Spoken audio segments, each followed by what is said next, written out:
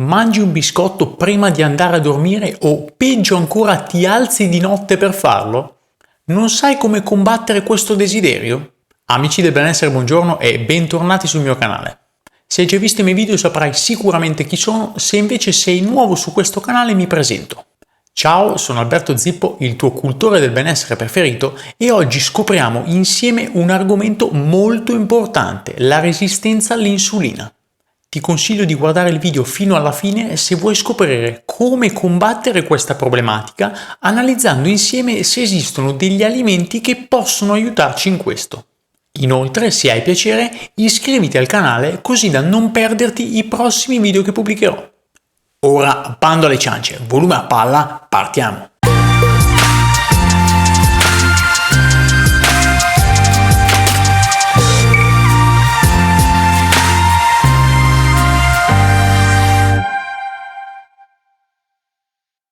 Se ti sei perso il video riguardante la sindrome metabolica, ti consiglio vivamente di guardarlo, altrimenti certi passaggi che racconterò oggi potrebbero essere di difficile comprensione. Come sempre te lo lascio qui sopra. Nell'introduzione ho accennato ad un problema che affligge tante persone, la fame nei momenti meno indicati. Come ben sappiamo, un'alimentazione equilibrata difficilmente ci potrà portare ad avere dei cali di zuccheri e delle carenze importanti di nutrienti da dover colmare. Al contrario, alimentarsi in maniera irregolare può sicuramente portarci a non sentirci bene con il nostro corpo. Si parla spesso dell'importanza dell'esercizio fisico e della dieta per sentirsi bene e in forma, ma non bisogna trascurare anche il ruolo degli ormoni. Uno di questi, sto parlando dell'ormone insulina, ha un ruolo decisivo per la salute dell'organismo. Per questo motivo introduciamo l'argomento di questo video, ovvero l'insulinoresistenza. Di che cosa si tratta? Normalmente il nostro organismo funziona così. Quando mangio carboidrati, per lo più raffinati, e in misura minore quando mangio le proteine, la mia glicemia aumenterà e il pancreas inizia a rilasciare insulina. Lo fa per aiutare l'organismo ad eliminare lo zucchero in eccesso e a dirigerlo verso altri organi, soprattutto verso il fegato e le cellule muscolari, dove può essere poi trasformato in energia. Ovviamente, quando si assume una sostanza per molto tempo, alla lunga si diventa meno sensibili ai suoi effetti. Per esempio, se bevo costantemente caffè, il mio organismo reagirà sempre meno agli effetti stimolanti sveglia della caffeina. Allo stesso modo, se mangio molti carboidrati con una frequenza eccessiva, soprattutto se si tratta di carboidrati semplici come gli zuccheri, posso diventare meno sensibile agli effetti dell'insulina. In altre parole, sarò più insulinoresistente. Quando si riduce la sensibilità all'insulina, gli zuccheri finiscono per accumularsi all'interno del flusso sanguigno, senza essere traghettati agli altri organi. A questo punto si iniziano ad accumulare chili di troppo e gradualmente si arriva al diabete di tipo 2. Qual è la connessione tra insulina e diabete? Esistono due tipi principali di diabete. Il diabete di tipo 1 si sviluppa quando il pancreas non riesce più a produrre insulina oppure produce questo ormone in quantità molto ridotta. Solitamente non è legato all'alimentazione, ma è una malattia autoimmune che si presenta quasi sempre prima dei 25 anni. Il diabete di tipo 2, molto più frequente, insorge quando l'insulina viene prodotta, ma l'organismo non risponde a questa produzione nel modo corretto. I sintomi più frequenti sono eccessiva sete, necessità frequente di urinare, stanchezza, visione sfocata e maggiore frequenza alle infezioni urinarie. È importante non avere troppa insulina nel corpo, dato che porta con sé diverse problematiche. Ostacola la regolazione di fame e sazietà, tende ad infiammare il corpo, peggiora il rapporto tra colesterolo buono e colesterolo cattivo, aumenta il grasso nel tessuto adiposo, aumenta la pressione del sangue, promuove le malattie cardiovascolari ed infine nel lungo termine porta appunto ad insulinoresistenza e rischio di diabete.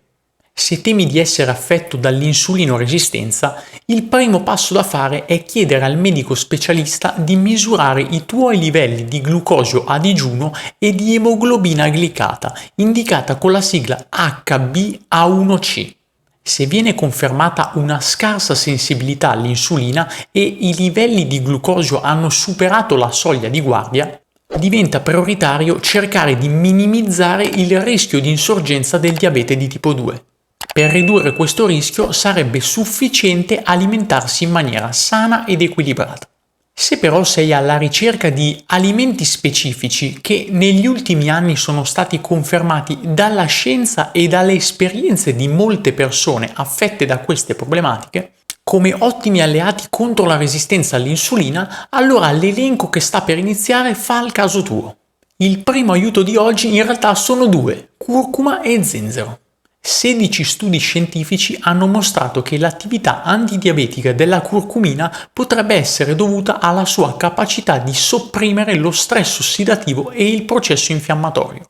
Ormai saprai che questa spezia, assieme allo zenzero, è uno dei nostri amici più fidati. Ne ho parlato ampiamente nel video che ti lascio qui sopra.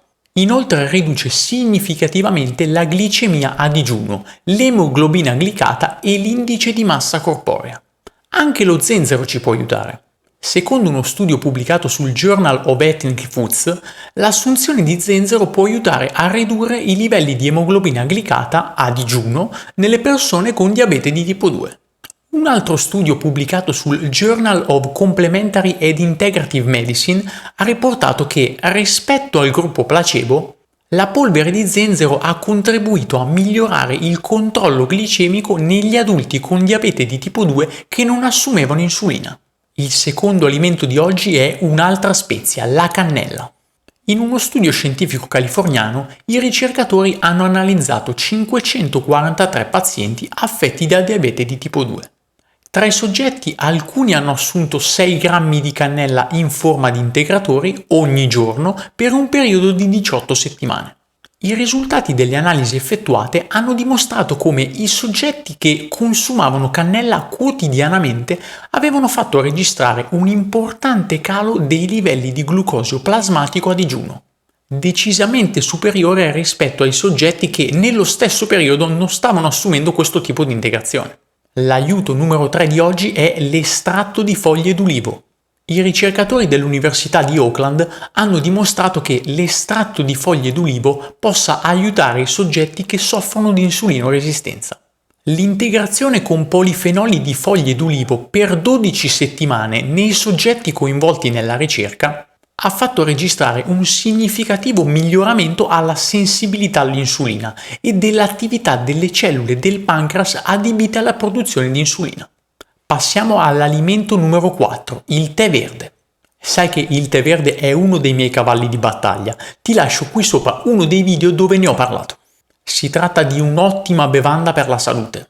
È anche un'ottima soluzione per le persone con diabete di tipo 2 o per coloro che sono a rischio.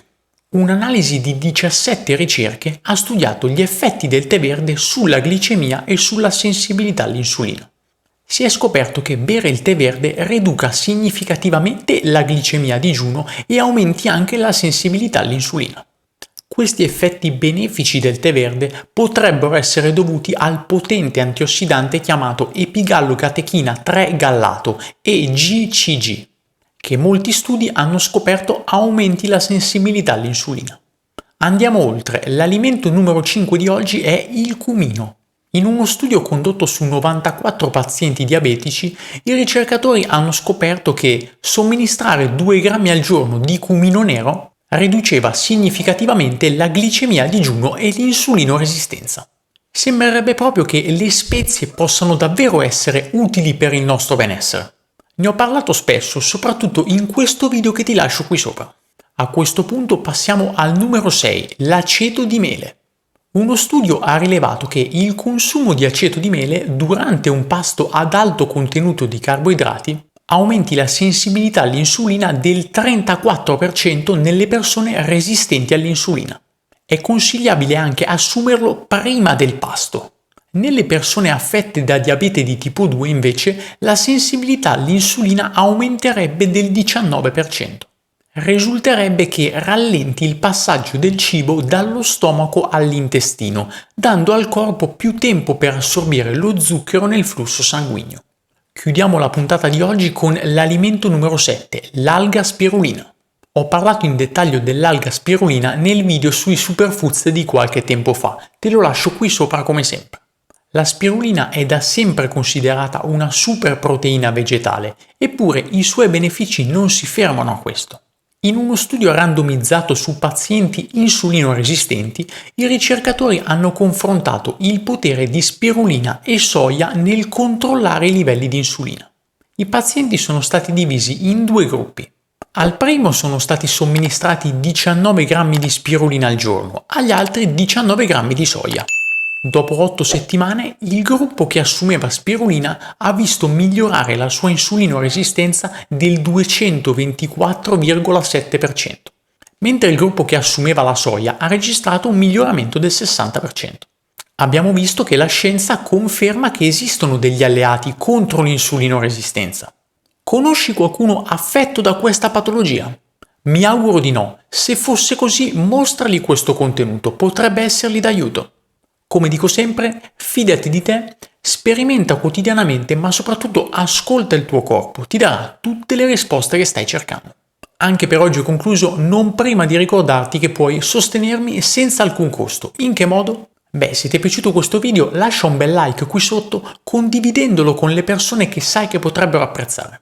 Se gli argomenti che tratto sono di tuo interesse, iscriviti al canale ricordandoti anche di cliccare sulla campanella, così da ricevere la notifica alla pubblicazione di un nuovo video. Spero di esserti stato d'aiuto anche oggi e averti fatto venire voglia di approfondire queste tematiche. Un saluto dal tuo Alberto Zippo e ci vediamo al prossimo video.